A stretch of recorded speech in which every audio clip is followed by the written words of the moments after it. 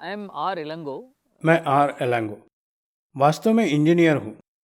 तमिलनाडु के चेन्नई के पास कुतम्बकम गांव है, वहाँ का मैं सरपंच था।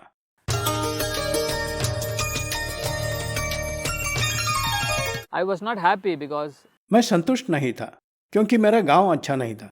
हर बार जब जब मैं शहर जाता था तो शहर का विकास देखा, विज्ञान और प्रयोगशालाओं का विकास देखा, और गांव वापस आता तो वहाँ का पिछड़ापन। इस पर उपाय ढूंढने के लिए मैंने 1994 में नौकरी से इस्तीफा दे दिया और पंचायत का चुनाव लड़ा। मैं पंचायत का प्रेसिडेंट बन गया। सरपंच होने के बाद दिलचस्प बात थी कि पंचायत राज 73वां संशोधन, जो पंचायत को सच में अधिकार प्रदान करता है, पंचायत को स्थानिक स्वराज संस्था के रूप पहचानता है। ये स्थानिक स्वराज संस्था है, ऐसे मैं स्पष्टता से कहता हूँ। क्या है मतलब स्थानिक स्वराज संस्था का? हाँ, हम सब हमारे गांव के लोगों के साथ मिलाकर 73वां संशोधन का इस्तेमाल करके, पंचायत राज का इस्तेमाल करके स्वयं शासन की मिसाल दे सकते हैं।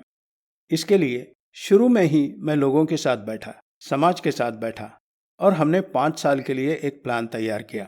आजकल हम जीपीडीपी के बारे में कहते हैं। हमारे संविधान में भी यह सुस्पष्ट है। 73वां संविधान संशोधन बिल्कुल स्पष्ट है। हर पंचायत को 5 बरस की योजना बनानी है। उसमें 1 साल की योजना होगी, 2 साल की योजना होगी, और ये योजना संपूर्ण विकास के हल के रूप में निकल आना चाहिए। ये विकास A to Z विकास होना चाहिए।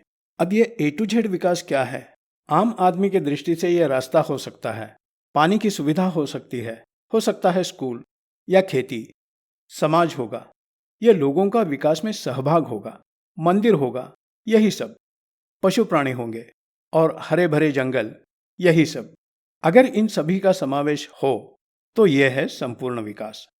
एक आम आदमी के दृष्टि से मान भी लो ये सच है, पर अगर आप संविधान के भीतर झांकोगे तो संविधान 243 जी और 73वां संशोधन के बारे में स्पष्टता से कहता है। ये कहता है कि 19 विभाग है जो खेती से शुरू होकर आखिर में गांव की सुरक्षितता तक सभी 29 भागों में ये A to Z विकास के विषय आते हैं। इन सभी विषयों को लेकर हमने एक योजना बनाई। पहले 3 महीने हम समाज के साथ बैठे। हम वार्ड से वार्ड तक, हर रस्ते रस्ते लोगों को मिलकर, लोगों को शामिल करके एक अच्छा प्लान बनाया।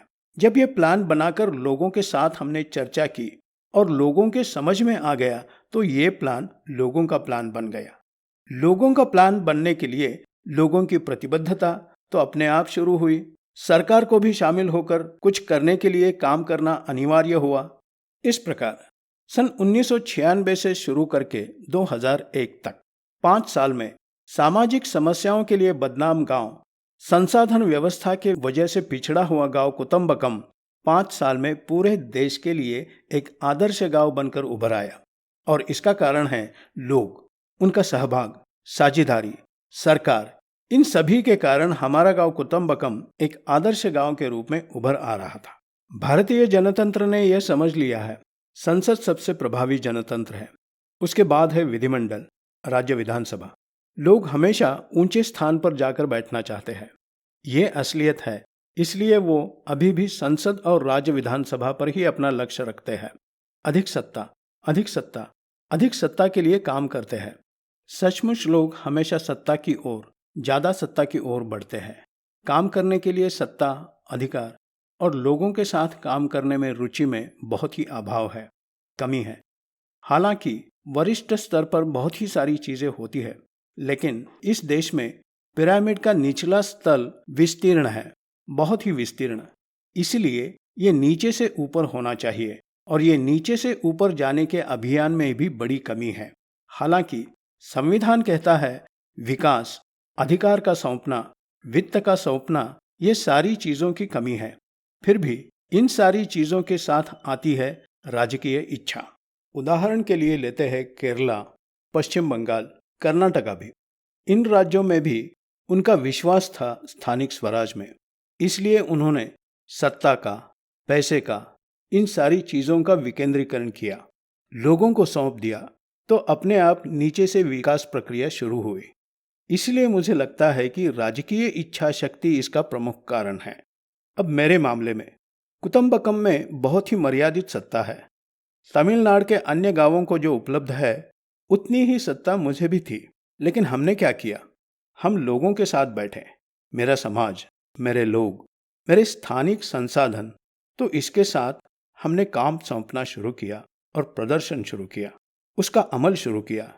जब हमने उपाय ढूंढना और लोगों को दिखाना शुरू किया, तब सरकार अपने आप आई और शामिल हुई। अब ये प्रक्रिया दोनों तरह से शुरू होना चाहिए। एक तो वो ऊपर से होना चाहिए, और अगर वो नहीं होता है तो नीचे से होना चाहिए। और मेरा मानना है कि ये नीचे से ऊपर आना चाहिए। वो आ जाएगा, क्योंकि पिछड़ापन है, राजनीतिक कारण है, बहुत सारे सामाजिक कारण हैं, ये सभी है। फिर भी आखिर में हमने जीपीडीपी से समाप्त कर लिया। सारा देश अभी सज्ज हो गया है। अंत में 14वां वित्त आयोग जीपीडीपी के बारे में ही बात करता है। अगर जीपीडीपी नहीं हो तो वित्त आयोग से पैसे ही नहीं मिलेंगे। इस प्रकार का दबाव आ रहा है, चाहे 20 साल के बाद क्यों ना हो, मगर अपने आप हो रहा है। लोगों को अब एहसास हो रहा है, ठीक है, होने दे शुरू, ऐसा मैं कहता हूँ। realizing now, maybe let it start roll from this point. That's what I say.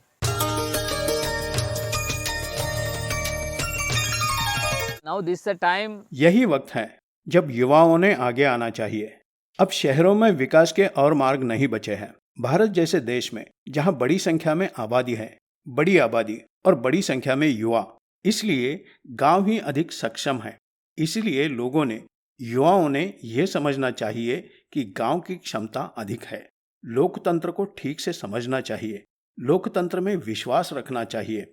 तो जिस किसी को लोकतंत्र में गहरा विश्वास हो, उसका पूरे व्यवस्था को समांतर आड़ा करने में विश्वास होना चाहिए। क्षितिज समांतर विकास, क्षितिज समांतर विचार सुनना, तो उसमें पिरामिड विकास के प्रति ज्यादा ध्यान नहीं देना चाहिए। लोगों ने, युवाओं ने क्षितिज समांतर सोचना चाहिए, ताकि वो समान बराबरी का ना हो। मैं इस पर जोर देता हूं कि ये बराबर का नहीं होना चाहिए। युवाओं ने ये असमानता घटाने के लिए आगे आना चाहिए, उसे समझना चाहिए। अब स्थायी सतत विकास के उद्देश्य में यह समानता लाना मुश्किल नहीं होगा, मगर हम असमानता कम करने की क्यों कोशिश नहीं करते? उस प्रकार की सोच युवाओं ने, उनकी ये क्षितिज समांतर विकास को समझने की क्षमता है। इसलिए क्षितिज समांतर सोच।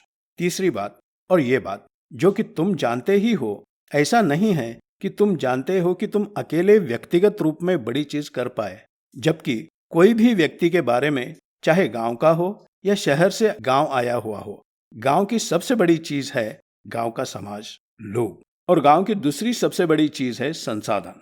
गांव में जो संसाधन होते हैं वो वास्तव में होते हैं, वो आभासी नहीं होते।